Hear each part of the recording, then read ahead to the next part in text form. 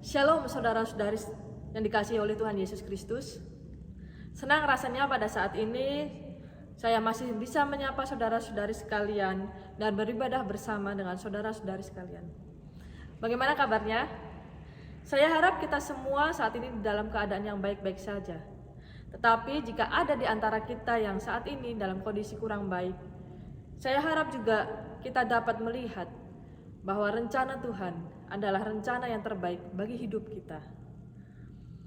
Saudara-saudari sekalian, sungguh bersyukur jika pada saat ini kita masih memiliki hidup di dalam Tuhan Yesus Kristus. Kehidupannya tidak biasa-biasa saja, tapi yang istimewa. Karena apa? Karena kita hidup bukan hanya sekedar hidup. Kita hidup di dalam Dia, ada jaminan mulia yang kita miliki. Jaminan yang tidak bisa kita peroleh tanpa anugerah dari Tuhan. Karena Ia yang bersedia memberikan dirinya sebagai jaminan itu. Oleh karena itu, mari bersama-sama kita menyanyikan lagu Jaminan Mulia dari KPPK 199.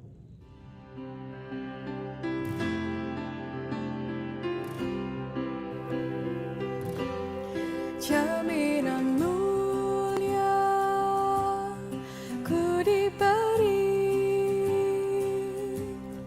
karena Yesus milikku abadi, ahli warisnya yang ditebus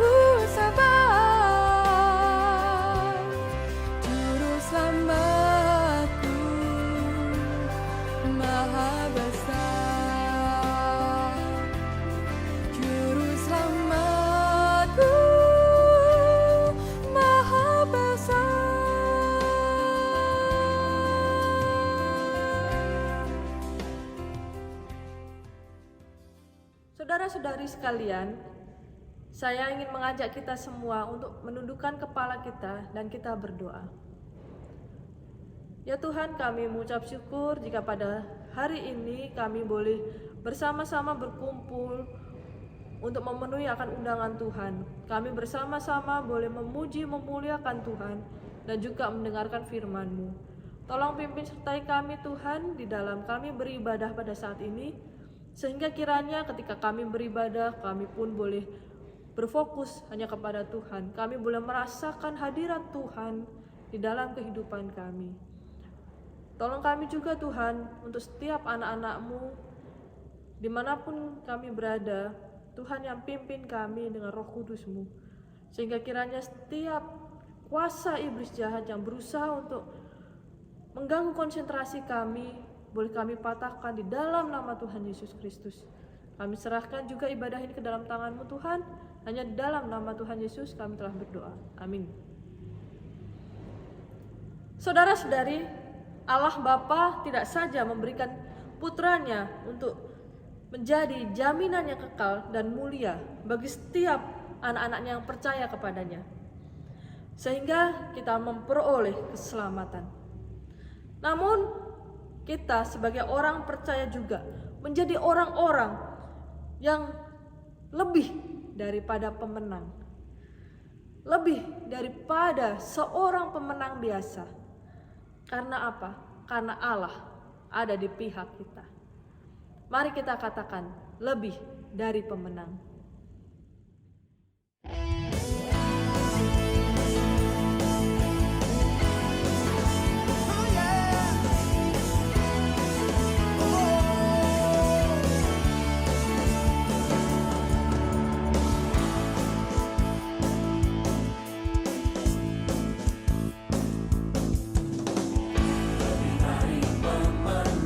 Dalam segala perkara,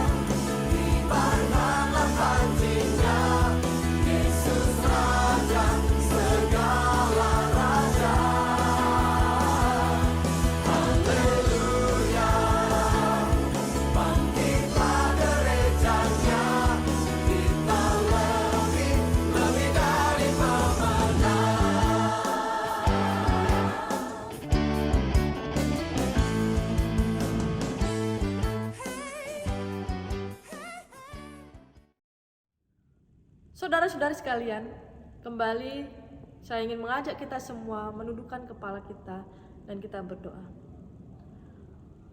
Tuhan, tiba saatnya kami akan mendengarkan firman-Mu. Tuhan yang pimpin sertai kami di dalam kami belajar akan firman ini.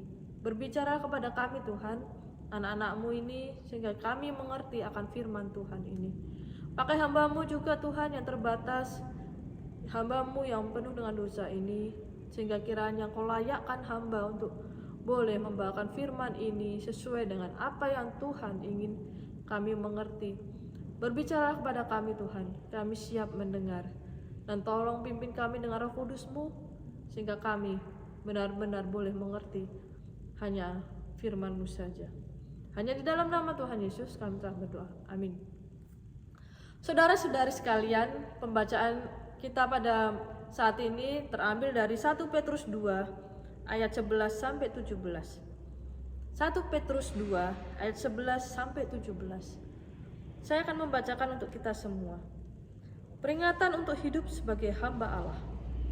Saudara-saudariku yang kekasih, aku menasihati kamu supaya sebagai pendatang dan perantau kamu menjauhkan diri dari keinginan-keinginan daging yang berjuang melawan jiwa.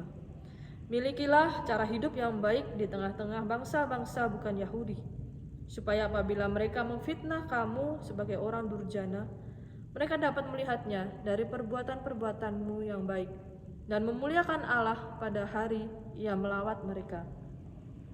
Tunduklah karena Allah kepada semua lembaga manusia, baik kepada raja sebagai pemegang kekuasaan yang tertinggi, maupun kepada wali-wali yang diutusnya untuk menghukum orang-orang yang berbuat jahat dan menghormati orang-orang yang berbuat baik.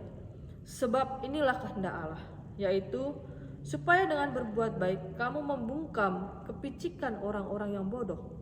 Hiduplah sebagai orang merdeka dan bukan seperti mereka yang menyalahgunakan kemerdekaan itu untuk menyelubungi kejahatan-kejahatan mereka, tetapi hiduplah sebagai hamba Allah. Hidup sebagai orang merdeka. Merdeka. Setiap orang pasti ingin hidup merdeka. Karena dengan merdeka, maka kita dapat hidup bebas tanpa adanya peraturan yang mengikut hidup kita. Dengan hidup merdeka, maka kehidupan kita pun tidak berada di bawah komando siapapun. Bahkan bebas ingin melakukan ini, melakukan itu, atau melakukan apapun. Tapi yang menjadi pertanyaan, apakah semuanya ini benar adanya? Saudara-saudari, bagi masyarakat Indonesia, ketika terjadi perang dengan negara-negara lain pada beberapa waktu yang silam, Perang Dunia Pertama, Perang Dunia Kedua, hidup mereka dikatakan hampir semuanya diatur oleh negara-negara penjajah yang berkuasa saat itu di Indonesia. Banyak hak-hak dari masyarakat Indonesia tidak dapat mereka rasakan, seperti tidak mendapatkan pendidikan yang sama, pendidikan yang layak, bahan makanan yang kurang, kemudian hidup yang penuh dengan peperangan, hidup tidak damai, dan lain sebagainya. Kehidupan ini banyak diatur oleh negara penjajah, terutama jika itu adalah berhubungan dengan masyarakat biasa atau masyarakat yang kurang mampu. Berbeda dengan masyarakat yang memiliki perekonomian yang lebih, perekonomian cukup, yang kaya, atau keluarganya memiliki kedudukan di dalam negara Indonesia ini, atau memiliki hubungan yang baik dengan negara penjajah. Mereka mendapatkan hak-hak istimewa dibandingkan dengan masyarakat yang lain, masyarakat yang biasa-biasa saja. Mereka dapat bersekolah sampai ke sekolahan yang tinggi. Mereka mendapatkan pendidikan yang layak mereka mendapatkan asupan makanan yang cukup, dan lain sebagainya. Saudara-saudari sekalian, negara-negara penjajah itu menggunakan kebebasan mereka untuk menindas masyarakat Indonesia. Seringkali mereka bertindak sewenang-wenang terhadap rakyat Indonesia yang memiliki perekonomian menengah ke bawah. Keadaan seperti inilah yang akhirnya membuat masyarakat Indonesia ingin merdeka dari negara penjajah.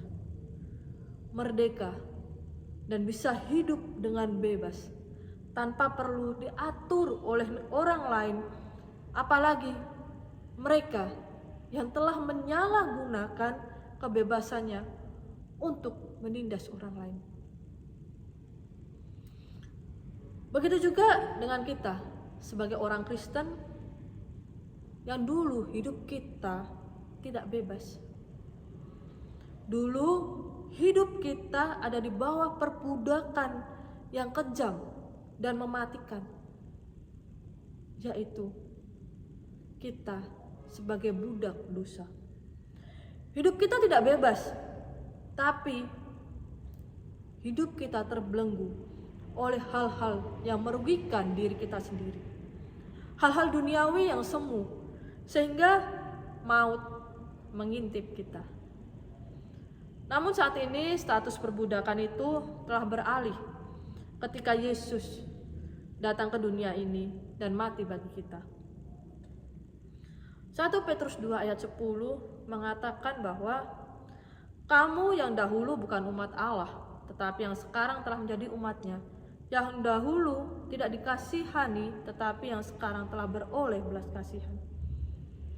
Perubahan status inilah yang akhirnya membuat kita menjadi umat yang telah merdeka. Merdeka dari apa? Apakah dari penjajah? Bukan. Tapi lebih daripada itu, yaitu dari perbudakan dosa yang dapat membawa kita pada maut, hukuman dosa, perbudakan iblis, keinginan daging, dan akhir dari hukuman. Semua itu karena kasih karunia Allah, sehingga kita dapat dimerdekakan dan hidup lebih bebas. Status kita saat ini berbeda dengan status kita yang dahulu sebelum menerima Kristus dalam hidup kita dan dimerdekakan oleh Dia. Kita saat ini bukan lagi sebagai anggota masyarakat di dunia,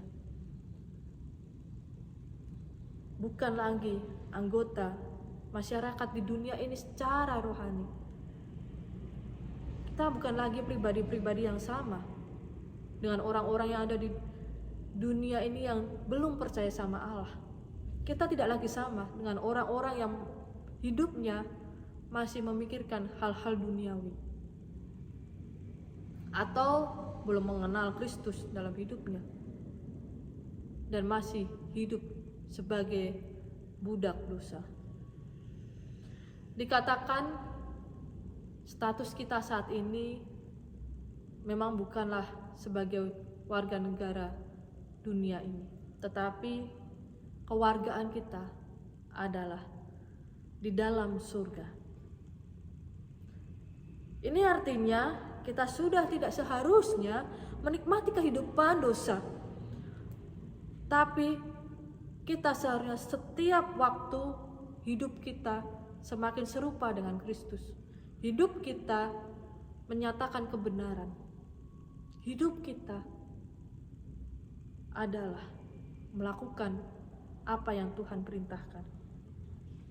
Hidup kita bukan lagi melakukan hal-hal yang dapat menimbulkan dosa, tapi hendaklah semakin hari kita semakin dapat menjauhi hal-hal yang dapat menimbulkan dosa itu. Saudara-saudari, sebagai orang yang telah dimerdekakan oleh Kristus, Petrus mengatakan bahwa kita di dunia ini bukan lagi sebagai warga negara atau masyarakat di dalamnya, tapi sebagai pendatang dan perantau. Kita semua ini hanya numpang di dunia ini. Karena apa? Karena tempat kita adalah di surga. Ibrani juga mengingatkan kepada setiap orang percaya bahwa sebab di sini kita tidak mempunyai kota yang tetap, tetapi kita mencari kota yang akan datang. Namun sebagai pendatang dan perantau yang telah hidup merdeka ini, apa yang harus kita lakukan?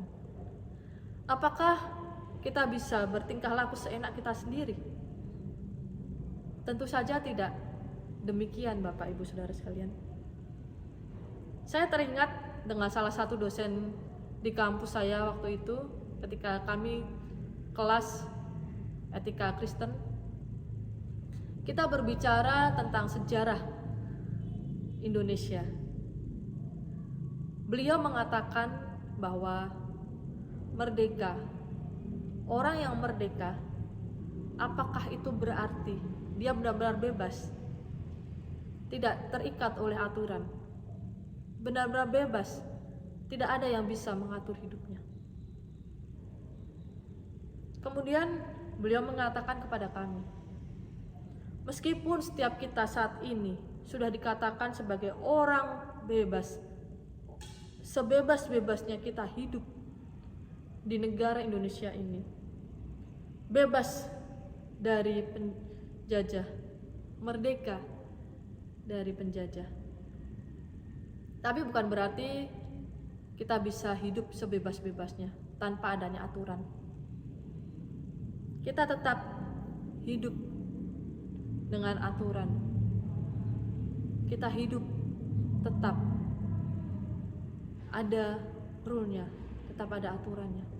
Untuk apa? Sehingga kita tidak melenceng.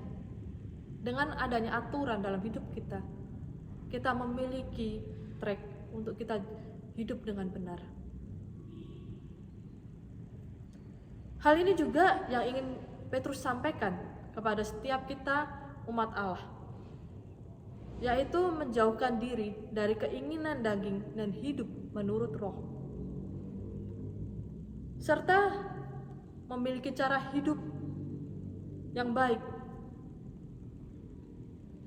Kita diminta untuk menjauhkan diri dari keinginan daging, yang artinya hidup kita bukan lagi dikuasai oleh keinginan nafsu kita yang akhirnya membuat kita hidup penuh dengan dosa. Dosa yang kembali akan membawa kita pada maut yang kekal dan bukan kepada keselamatan yang sudah Allah berikan bagi kita. Apakah itu keinginan dunia atau keinginan daging?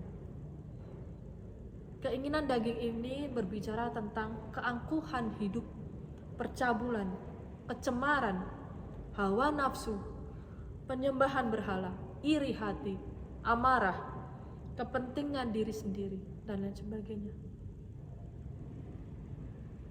Akan tetapi saudara-saudari, hendaklah hidup kita ini sebagai orang yang telah merdeka dalam Kristus, yang dikuasai oleh roh. Galatia 5 ayat 16 mengatakan, maksudku ialah, hiduplah oleh roh, maka kamu tidak akan menuruti keinginan daging. Serta kiranya kita pun memiliki kehidupan yang saleh. 2 Korintus 7 ayat 1 mengatakan, saudara-saudaraku yang kekasih, karena kita sekarang memiliki janji-janji itu, marilah kita menyucikan diri kita dari semua pencemaran jasmani dan rohani, dan dengan demikian menyempurnakan kekudusan kita dalam takut akan Allah. Kehidupan yang penuh kasih, sukacita, damai sejahtera, kesabaran, kelemah lembutan, kebaikan, kesetiaan, peduli sama orang-orang sekitar kita. Dengan demikian, kita memiliki kehidupan yang baik, kehidupan dengan perbuatan yang baik tersebut Dan itulah kita yang seharusnya kita lakukan sebagai seorang perantau di dunia ini.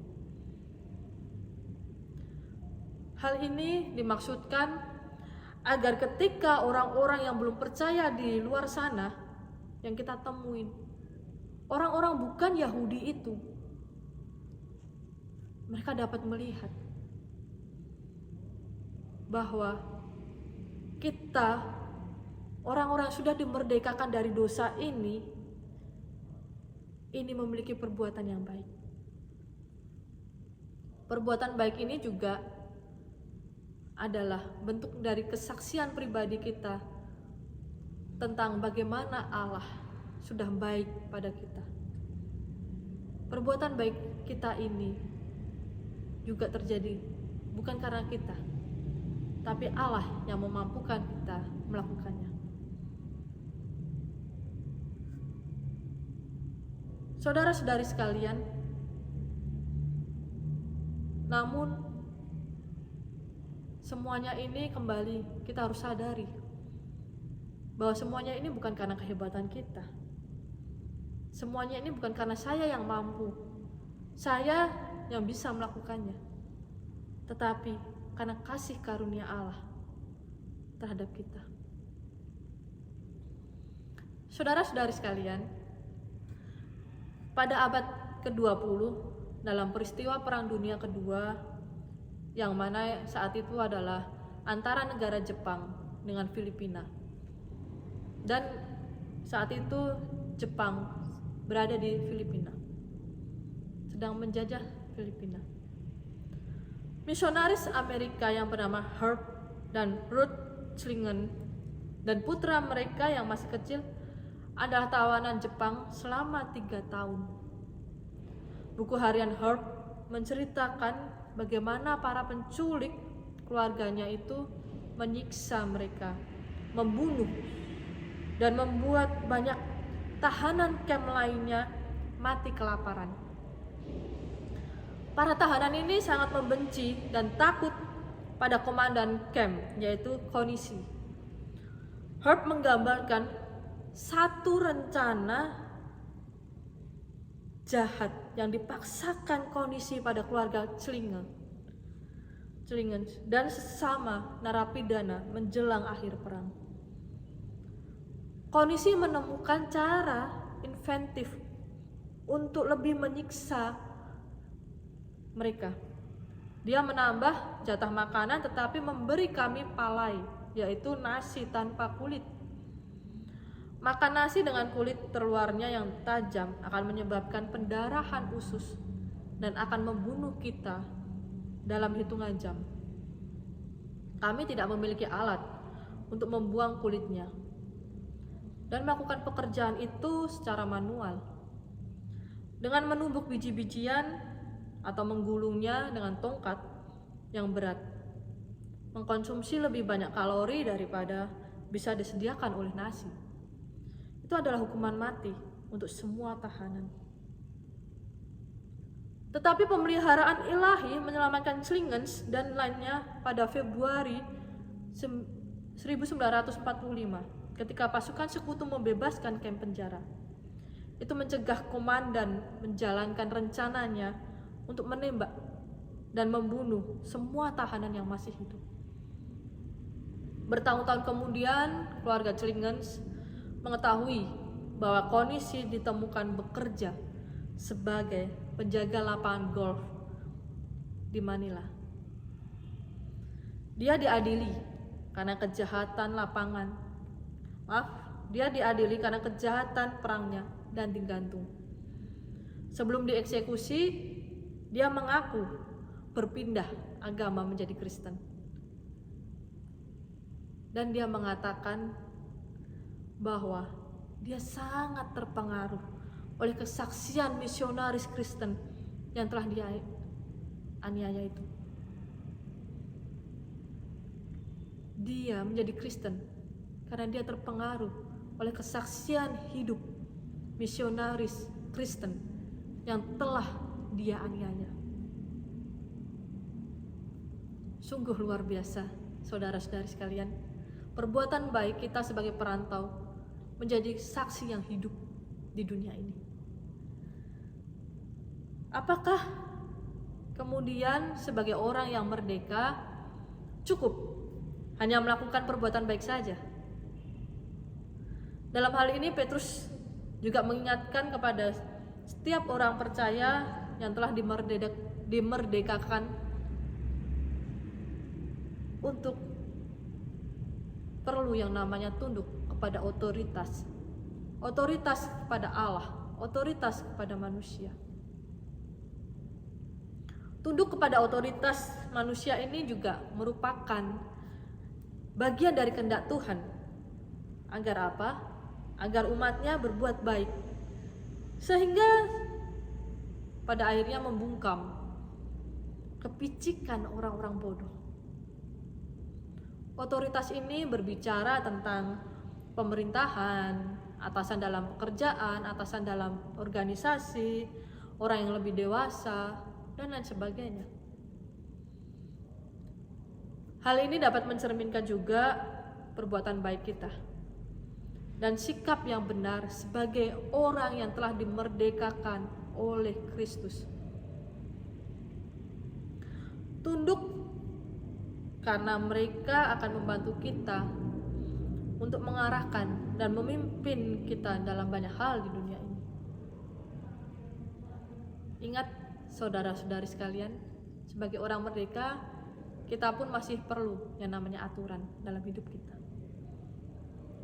Sikap-sikap seperti inilah yang ingin Petrus ajarkan kepada setiap orang yang telah dimerdekakan oleh Kristus dan belum percaya bahwa ketika setiap orang yang telah dimerdekakan itu, tidaklah seharusnya mereka menyalahgunakan kemerdekaan itu, kebebasan mereka itu untuk menutupi hal-hal yang jahat yang mereka telah perbuat. Tidak seharusnya kemerdekaan itu dipakai untuk menjadi topeng atau pelindung mereka ketika mereka melakukan hal-hal yang jahat. Sama seperti nasihat Paulus kepada jemaat di Korintus. Karena dia yang dipanggil dalam Tuhan sebagai hamba adalah orang yang dibebaskan Tuhan. Demikian juga dia yang dipanggil ketika bebas adalah hamba Kristus. Ini artinya saya dan Anda bukan lagi hamba dosa, tetapi kita adalah hamba kebenaran. Dengan demikian dapat dikatakan bahwa hiduplah sebagai orang merdeka ini adalah orang-orang yang hidupnya sudah bukan lagi menjadi hamba dosa, tapi sebagai pengikut Kristus, sebagai hamba Allah, yang mana hidupnya bukan lagi mengikuti keinginan daging, tapi dipimpin oleh Roh Kudus. Sehingga setiap apa yang kita lakukan itu mencerminkan Kristus dalam hidup kita. Perbuatan baik yang juga kita lakukan ini dapat menjadi saksi Kristus untuk setiap kita boleh memberitakan firman Tuhan. Perbuatan baik ini akhirnya membawa orang-orang yang belum mengenal Kristus. Hidup sebagai orang merdeka juga bukan berarti bisa menyalahgunakan kebebasan yang sudah kita miliki untuk menutupi kejahatan kita, tapi sebaliknya melakukan kebenaran di sepanjang hidup kita. Biarlah firman Tuhan ini mengingatkan kepada setiap kita bahwa kita saat ini bukan lagi hamba dosa, tapi hamba kebenaran, yang mana hidup kita bukan lagi mengikuti keinginan daging, tetapi melakukan apa yang Tuhan sudah firmankan dalam hidup kita. Mari kita berdoa. Tuhan, kami bersyukur untuk firman pada saat ini yang boleh kami dengar. Tuhan, tolong Tuhan, kiranya setiap firman yang boleh kami dengar pada saat ini mengingatkan kami bahwa tidak seharusnya kami sebagai orang-orang yang merdeka ini kami menyalahgunakan hak itu untuk kami bersikap tidak semestinya, untuk kami bersikap semena-mena, atau bahkan menutupi setiap kejahatan, setiap dosa kami. Tuhan, ajar kami juga sebagai perantau di dunia ini untuk kami terus boleh melakukan apa yang menjadi kehendak Tuhan dalam hidup kami, dan kami boleh hidup dalam pimpinan Roh Kudus-Mu, sehingga kami boleh menjauhkan diri kami dari keinginan-keinginan daging kami. Berdoa juga Tuhan untuk setiap anak-anak-Mu yang pada saat ini beribadah. Kiranya Tuhan yang jamah mereka, Tuhan yang tilik mereka, sehingga kiranya jika ada di antara anak-anak-Mu yang saat ini sedang berduka, Tuhan yang hiburkan mereka. Yang saat ini sedang rindu akan Tuhan, Tuhan yang jamah mereka, Tuhan yang akan berikan kekuatan bagi setiap mereka yang lemah tubuh, dan Tuhan yang terus kuatkan mereka jika ada yang lemah secara rohani. Tak henti-hentinya Tuhan, kami juga berdoa untuk gereja-gereja-Mu di dunia ini. Ajar kami juga Tuhan untuk kami boleh bersatu di dalam kami memberitakan firman-Mu di dunia ini. Ajar kami untuk setia melakukan kebenaran firman-Mu. Kami serahkan semuanya ini ke dalam tangan-Mu Tuhan. Diri kami pribadi lepas pribadi ini ke dalam tangan-Mu. Tolong setiap anak-anak-Mu yang saat ini sedang beribadah, memuji, memuliakan Tuhan, dan mendengarkan firman Tuhan. Inilah doa kami Tuhan, hanya di dalam nama Tuhan Yesus kami telah berdoa. Amin.